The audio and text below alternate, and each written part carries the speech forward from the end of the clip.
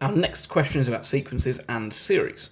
The first three terms of a geometric sequence are U1 is negative 1.5, U2 is negative 2.4, and U3 is negative 3.84. Find the value of R.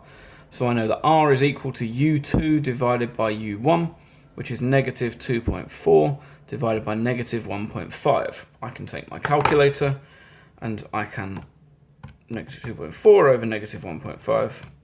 I can find that my common ratio is 1.6. I could just check that very quickly by doing U3 negative 3.84 divided by U2 negative 2.4, and again I get 1.6, so that gives me confidence in my answer.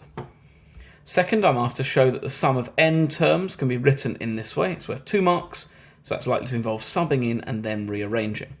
My sum of n terms for a geometric sequence is U1 r to the n subtract 1 over r subtract 1, which in this case, therefore, is going to be U1, which is negative 1.5, r to the n, so 1.6 to the power of n, subtract 1, all over 1.6 subtract 1. Now I notice that I'm dealing with fractions and whole terms here. So first thing I'm going to do is just rewrite this as negative 3 over 2.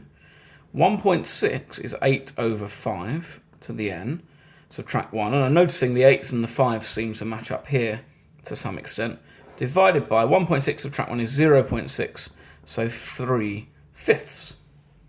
Then I'm going to deal with negative 3 over 2 divided by 3/5, and that gives me 5 over 2.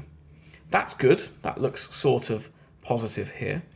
And I'm still going to have my negative sign. I'm going to multiply this, therefore, by negative 1 to get 1 subtract, and then 8n over 5 to the n.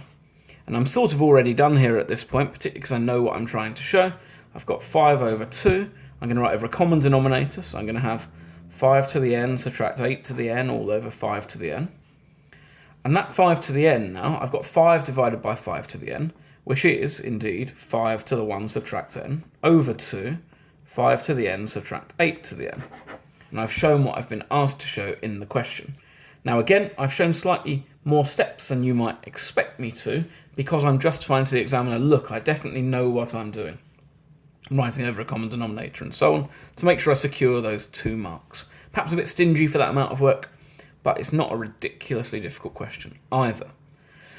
Find the greatest value of n such that Sn is greater than negative 100, showing your work clearly.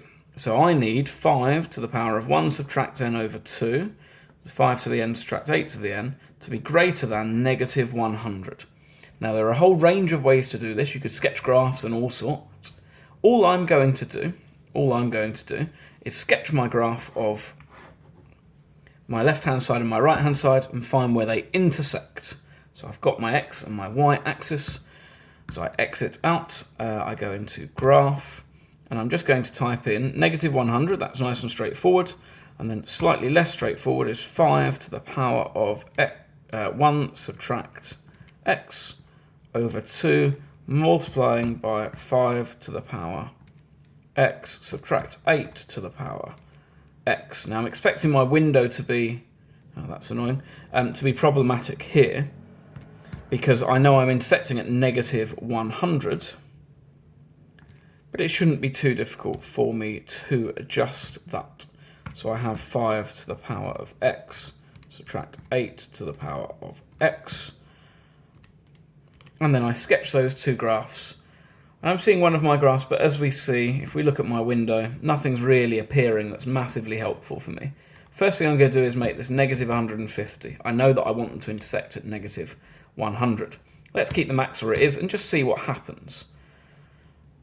So I can see my function sort of dropping down here, and it looks like I've screwed up my window, but indeed I have not, and I still can't see my intersection.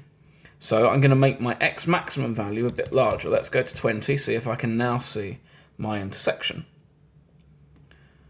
And I can indeed see where they're intersecting, so that's a good thing to see.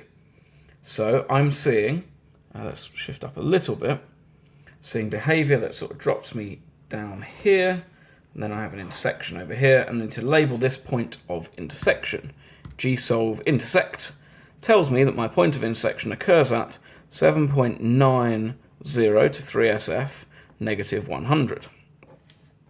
So if I want the greatest value of n such that Sn is greater than negative 100, then what I need is for n to be less than, we can see here, less than 7.90. In other words, I need my greatest value of n to be 7. Now you could have solved that, make that equals with the equation solver, made exactly the same argument, but n equals 7 is what we're looking for, and that's another 8 marks sorted.